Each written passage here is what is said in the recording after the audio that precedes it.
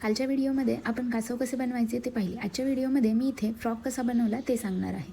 इथे मी 1 वाटी मूग डाळ, पाव वाटी तांदूळ रात्रभर भिजत घातले होते. दुसऱ्या दिवशी सकाळी त्यामध्ये कोथिंबीर, आवडीप्रमाणे हिरवी मिरची, अद्रक, जिरे, मीठ आणि थोडासा कढीपत्ता टाकून त्याची बारीक अशी पेस्ट करून घेतलेली आहे.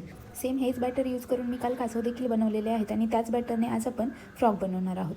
तर तवा व्यवस्थित गरम झाल्यानंतर आपल्याला इथे असे सर्कल शेपचे डोसे करून घ्यायचे आहेत. त्याच्यावर आपल्याला त्याचे डोळे काढण्यासाठी असे 2 छोटे डॉट करून घ्यायचे आहेत आणि मी इथे डोळ्यांसाठी डाळे वापरले आहेत. काल आपण टर्टलसाठी डाळे हे पालथे घातले होते, पण आता फ्रॉकसाठी आज आपल्याला डाळे हे सपाट बाजू वर करून ठेवायचे आहेत. म्हणतात ना, बेडकाचे डोळे मोठे असतात तसे.